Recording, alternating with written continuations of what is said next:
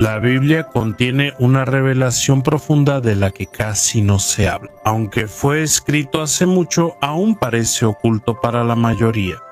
Dentro de las páginas de las Escrituras hay indicios sobre seres que existían incluso antes de que Adán viviera. Seres presentes desde el nacimiento de las estrellas.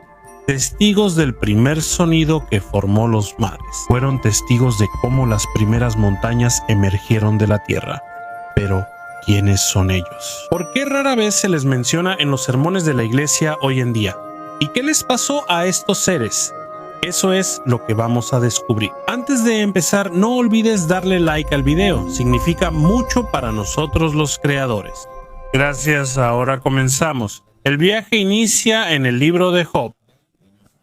Uno de los libros más antiguos y enigmáticos de la Biblia. Aquí, Dios habla directamente con Job, mostrando cuán limitada es la comprensión humana cuando se trata de la creación del mundo. Dijo Dios, según Job capítulo 38, versículos 4 al 7. ¿Dónde estabas cuando puse los cimientos de la tierra, cuando las estrellas de la mañana cantaban y los hijos de Dios gritaban de alegría?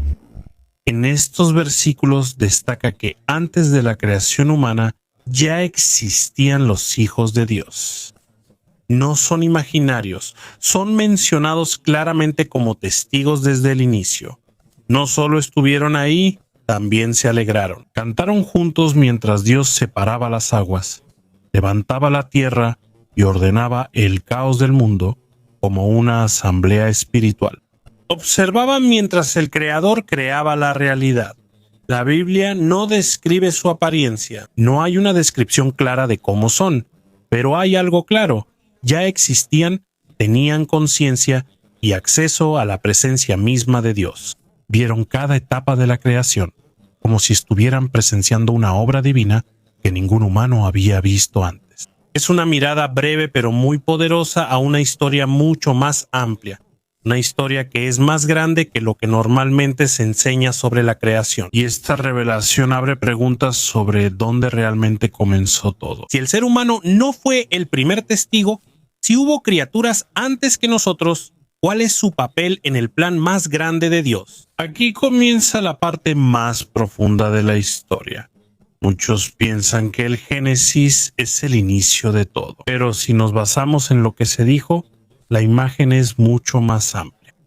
Esto muestra que antes de que llegara el ser humano, ya existía un orden espiritual consciente. Un mundo habitado por seres que presenciaron la llegada de la humanidad, como sabían los antiguos hebreos. Los textos antiguos reconocen claramente a estos seres. Con los siglos, esta parte de la historia se fue suavizando. Algunos detalles se olvidaron y otras partes dejaron de enfatizarse, y otras ya ni siquiera se mencionaron. Por eso surge la pregunta: ¿por qué muchos académicos evitan profundizar más sobre este tema? ¿Por qué casi no se habla de los hijos de Dios que presenciaron el nacimiento del mundo? Quizá esta historia revela verdades que amplían nuestra comprensión de la creación. Dimensiones espirituales que exceden la comprensión inmediata humana. La Biblia indica que ya existe una jerarquía celestial, una comunidad espiritual activa que ha estado en movimiento desde el primer momento de la creación del cosmos. Y aquí es donde surgen las preguntas inevitables. Si existían hijos de Dios antes de Adán, ¿cuál era su propósito? ¿Cómo se relacionan con el Creador? ¿Y por qué parece que solo se mencionan de pasada? Es como si fueran piezas de una historia más grande que aún no se ha contado por completo. Al analizar estos versículos, notamos vacíos intencionales, como si partes de la historia de la creación se hubieran dejado deliberadamente en la oscuridad. Quizá porque en algún momento la humanidad aún no estaba lista para comprender este tipo de revelación. Al unir cada detalle, surge poco a poco una realidad más amplia. Una historia que trasciende lo habitual. Relato con seres celestiales testigos del nacimiento del mundo físico. Y quizá tuvieron un papel en el plan de Dios antes de que existiera el primer ser humano. Pero la pregunta es, ¿estas misteriosas criaturas solo aparecen una vez en las Escrituras? ¿O existen otros pasajes que silenciosamente esconden pistas más profundas sobre su identidad, propósito e influencia en el mundo espiritual? Esto podría sorprender hasta a los eruditos más experimentados, ya que lo mencionado en Job 38 no es único y aparece varias veces en la Biblia. Y siempre en momentos importantes, esto muestra que tienen un estatus elevado y una cercanía especial con el Creador. Y en los primeros capítulos de la Biblia podemos ver una de las menciones más curiosas sobre ellos, que se encuentra en Génesis capítulo 6, versículos 1 al 2, según el pasaje. Cuando la gente se multiplicó sobre la faz de la tierra y les nacieron hijas, los hijos de Dios vieron que las hijas de los hombres eran hermosas, y escogieron algunas de ellas para ser sus esposas. En pocas líneas se abre la puerta a un misterio más profundo. Una escena que insinúa una conexión entre el mundo espiritual y el físico, y presagia acontecimientos que cambiarán el curso de la historia de la humanidad. Aquí vemos más claramente que los hijos de Dios no solo existían antes de que la humanidad fuera completamente establecida, sino que también interactuaron directamente con el mundo físico. Según el texto, vieron la belleza de las mujeres humanas y se unieron a ellas. Y aquí surge naturalmente la pregunta: ¿estas criaturas eran puramente espirituales o tenían una forma capaz de moverse entre dimensiones, entrar al mundo material y convivir con los humanos? La Biblia no responde esto directamente, pero hay suficientes indicios para considerar que su naturaleza es más compleja de lo que comúnmente se enseña. Al volver al libro de Job, encontramos otra escena que refuerza esta imagen. En el capítulo 1 de Job vemos una escena inusual. El día que los hijos de Dios se presentaron ante el Señor, también estaba Satanás con ellos. Aquí vemos una asamblea celestial, un verdadero consejo divino, donde estos seres tienen acceso directo a la presencia del Todopoderoso. El detalle más sorprendente es que Satanás estaba allí en medio de ellos, como si todavía tuviera una posición formal en la corte espiritual, aunque ya estuviera en rebelión.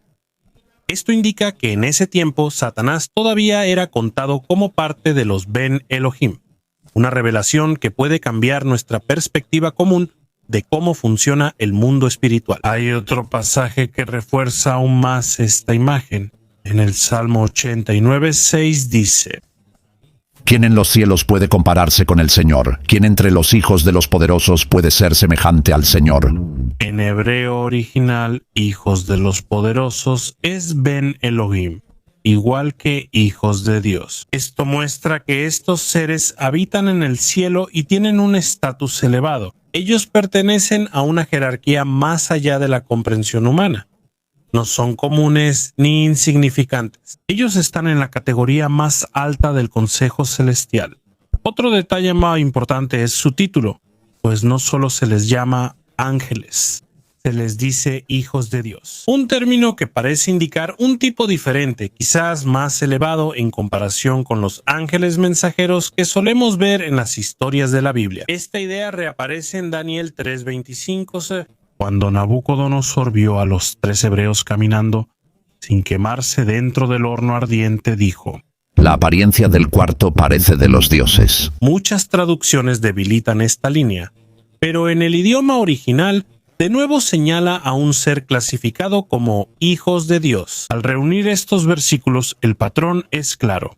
La aparición de Benet Elohim no es coincidencia. Surgen en momentos críticos como testigos, líderes o participantes, y siempre tienen un papel clave en el plan celestial. Esto muestra que los hijos de Dios ya actuaban antes de la creación del hombre y siguieron haciéndolo. Después de crear a la humanidad, tenían una relación cercana con el Creador y a veces no solo eran observadores. Intervinieron directamente en el curso de la historia humana. Y aquí es donde llegamos a la pregunta más central: ¿quiénes son realmente estos seres? ¿Por qué parece que solo unos pocos son mencionados en la Biblia?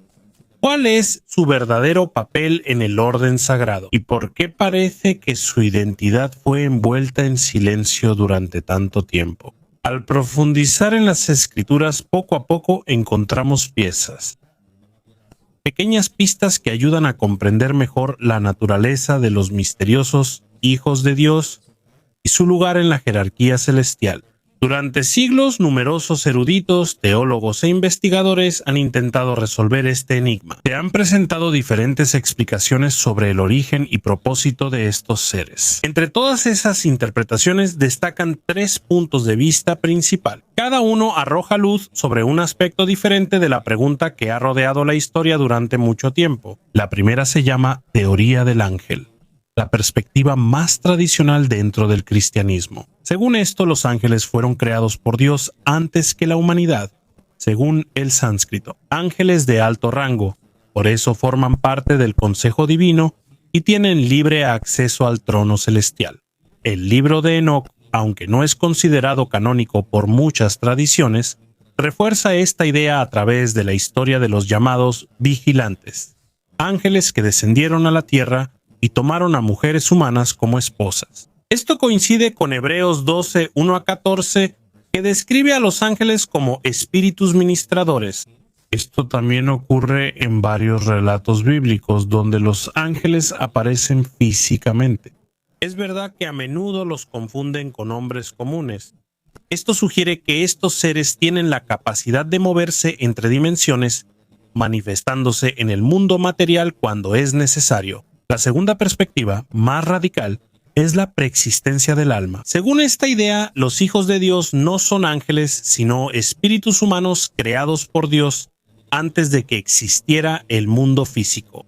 A menudo, quienes defienden esta idea señalan pasajes como Jeremías, capítulo 1, versículo 5, donde Dios dice que ya conocía al profeta antes de que fuera formado en el vientre. Desde esta perspectiva, hay una etapa espiritual antes de la vida en la tierra, una condición en la que las almas ya existen en la presencia antes de que se les dé un cuerpo físico. Por lo tanto, los hijos de Dios mencionados en el libro de Job podrían ser estas almas antiguas, testigos de la creación, que más tarde fueron enviadas al mundo para desempeñar su papel en la historia de la humanidad. Y al estudiar estos puntos de vista se vuelve cada vez más claro que la pregunta sobre los hijos de Dios no es simplemente una cuestión de nombre o título, sino una clave para una comprensión más profunda de la estructura espiritual. Esta es la realidad que describe la Biblia, y las posibilidades no terminan aquí. Hay otro punto de vista que profundiza aún más el misterio, y eso es lo siguiente que vamos a discutir.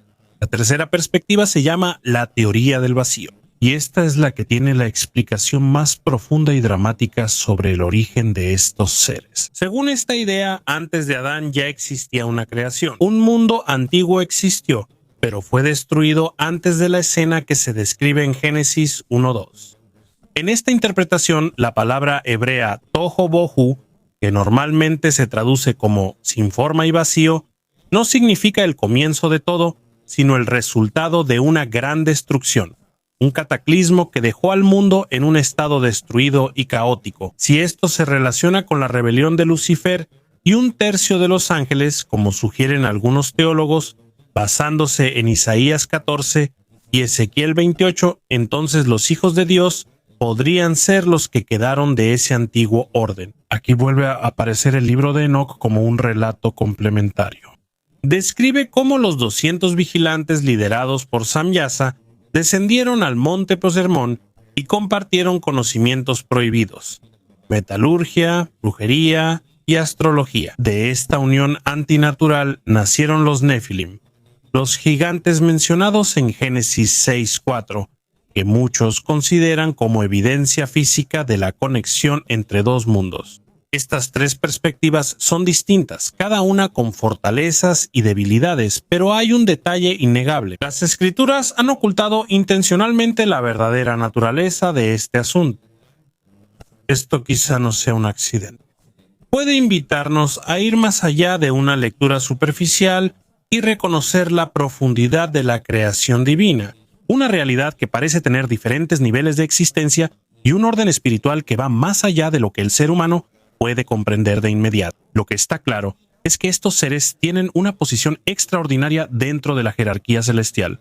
Han desempeñado papeles importantes en el planeta. Y la pregunta de Dios antes de que surgiera la humanidad, pero aquí vuelven a surgir nuevas preguntas. ¿Cuál es realmente su propósito? ¿Cuál fue su papel en la administración del cosmos? ¿Y por qué parece que su presencia se volvió más silenciosa después de la creación y la caída del hombre. Aunque la Biblia no da todas las respuestas de manera directa, hay suficientes pistas para reconstruir esta parte de la historia. Y mientras examinamos con más cuidado los diferentes versículos, poco a poco vamos viendo el papel principal que tienen en el plan divino. Uno de los versículos más sorprendentes de las Escrituras es el Salmo 82:1, una línea que parece de repente quitar el velo y mostrar una escena rara y majestuosa. Dios está en la asamblea divina y juzga entre los dioses. Aquí, la palabra hebrea Elohim no se refiere a ídolos o falsos dioses, sino a seres celestiales con gran autoridad, miembros de una asamblea donde Dios mismo es el que preside. Es una declaración poderosa. Esto muestra que existe un tipo de consejo celestial compuesto por seres que tienen funciones administrativas en la gestión espiritual del universo. En este punto vemos que la Biblia no solo trata sobre la tierra y la humanidad, sino sobre un reino más amplio, un orden cósmico con Dios como supremo.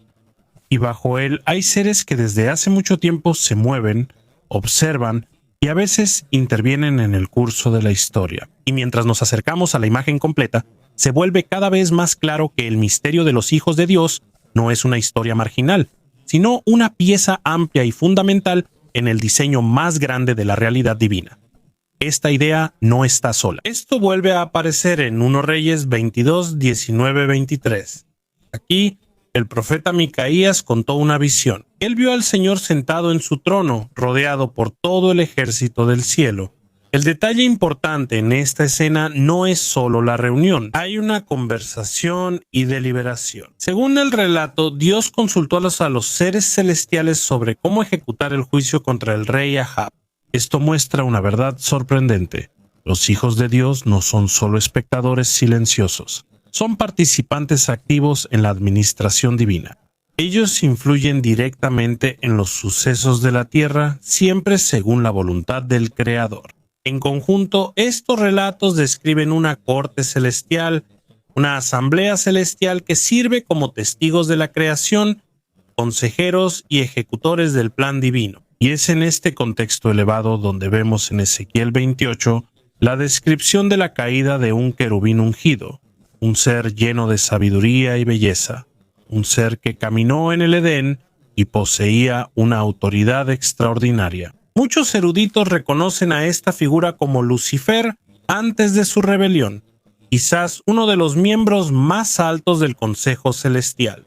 La rebelión de Lucifer, mencionada en Isaías 14 y confirmada en Ezequiel, marcó una ruptura profunda en el orden divino. Su caída, junto con la caída de un tercio de los ángeles mencionadas simbólicamente en Apocalipsis 12:4, pudo haber creado un gran vacío en la administración espiritual del cielo. Y aquí es donde entra una posibilidad importante. La creación de la humanidad podría ser parte del plan de Dios para llenar ese vacío y establecer un nuevo orden en el cosmos. En el Salmo 8:5 se dice que el hombre fue creado un poco menor que los ángeles, pero coronado de gloria y honor. Y Génesis 1:28 confirma que Dios le confió a Adán y Eva el gobierno de todo el mundo.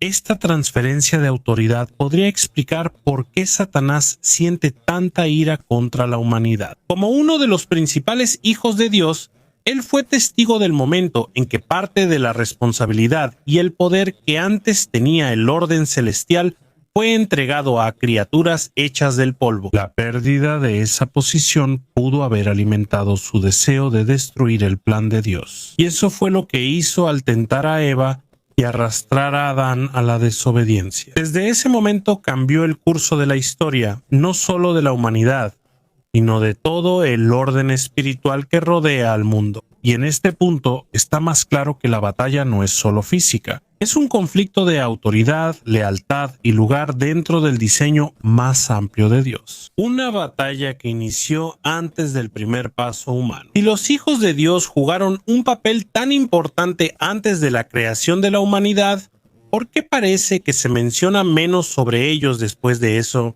Una posible razón es que muchas de sus responsabilidades se transfirieron gradualmente a los humanos. Si antes eran seres celestiales quienes supervisaban la creación, Esa responsabilidad ahora se ha confiado a la humanidad como parte del propósito más grande de Dios. En este nuevo orden, aunque esos seres interactúan menos con el mundo físico, no han desaparecido por completo. Aquí vemos que la caída del hombre no es solo una tragedia moral o espiritual en la tierra, también es un duro golpe para el plan de Dios de hacer a la humanidad administradora de la creación. Y aquí vuelve a surgir la pregunta: ¿las criaturas que alguna vez fueron tan activas y poderosas desaparecieron por completo después de la rebelión de Lucifer y la caída del hombre? ¿O siguen actuando silenciosa pero efectivamente detrás de la historia? Las escrituras sugieren que su influencia no se detuvo, solo cambió de forma. Esto se puede ver en Daniel 10:13, una revelación extraordinaria. Un mensajero celestial relató que fue detenido por el príncipe del reino de Persia durante 21 días hasta que llegó Miguel, llamado uno de los principales príncipes, para ayudarlo. Este versículo muestra que hay seres espirituales relacionados con las naciones y gobiernos. Seres que tienen autoridad invisible sobre vastas regiones del mundo. Estos príncipes espirituales parecen pertenecer al antiguo orden de los hijos de Dios, y es posible que algunos de ellos se hayan unido a la rebelión de Satanás. Esto explica por qué el mensajero celestial experimentó una fuerte oposición y por qué fue necesaria la intervención de Miguel. La descripción de Miguel como uno de los principales príncipes señala su alto rango, siendo uno de los hijos de Dios que siguieron fieles al Creador. Su papel en la guerra espiritual muestra una jerarquía compleja y activa que opera más allá de lo que el ser humano puede percibir. Esta interpretación se fortalece aún más cuando vemos Efesios 6:12. Según Pablo, no luchamos contra carne y sangre, sino contra principados, potestades, gobernadores de las tinieblas y huestes espirituales de maldad en las regiones celestiales. Aquí el apóstol describe claramente una guerra invisible, un conflicto compuesto por diferentes niveles de autoridad espiritual, seres que continúan teniendo influencia en el mundo humano de maneras profundas y a menudo desapercibidas. Este versículo refuerza la idea de que, aunque Dios ya le ha confiado a la humanidad el gobierno de la tierra, la batalla espiritual nunca se ha detenido. Esta es una lucha continua entre los hijos de Dios que permanecieron fieles y aquellos que eligieron rebelarse. Y los términos usados en las Escrituras no son simplemente títulos simbólicos. Estos muestran niveles claros de autoridad espiritual. Parece que estos seres todavía pertenecen al mismo tipo de los que antes se llamaban hijos de Dios. La única diferencia: algunos siguieron el plan divino y otros se opusieron. En todo esto, la humanidad tiene una posición única, creada para gobernar el mundo físico, pero puesta en el centro de un conflicto que atraviesa épocas y dimensiones. Jesús, a quien Pablo llamó el último Adán en 1 Corintios 15:45, vino para recuperar lo que se perdió con el primer Adán. Cada vez que calma la tormenta, sana a los enfermos y expulsa demonios, muestra cómo debería verse la verdadera autoridad que el ser humano debió tener desde el principio. Él mostró el tipo de gobierno que no fue corrompido por el miedo, el pecado o la corrupción, y a través de él, esa autoridad fue restaurada a los creyentes. Esto se puede ver en Lucas 10:19, donde Jesús dijo: He aquí, les doy autoridad para pisar serpientes y escorpiones, y sobre todo el poder del enemigo, y nada les hará daño de ninguna manera. Esta declaración indica que esto vuelve al propósito original en Edén, una humanidad que gobierna con justicia, discernimiento y fuerza de Dios. Esto se amplía aún más en Apocalipsis 26, donde se promete que los santos reinarán junto con Cristo en el reino milenario como sacerdotes y líderes. Esto insinúa el completo regreso del papel administrativo que durante mucho tiempo ha estado asociado con los hijos de Dios. Y aún más sorprendente es la revelación cuando Pablo dice en 1 Corintios 6:3. ¿No saben que juzgaremos a los ángeles? Una declaración que contradice lo que muchos comúnmente creen. Esto significa que los redimidos tendrán autoridad sobre seres celestiales, quizá incluso sobre quienes antes fueron llamados hijos de Dios y ahora esperan juicio. Mientras nos acercamos al final de este vasto drama cósmico, hay una pregunta que no se puede evitar. ¿Vivimos como humanidad según nuestro propósito dado?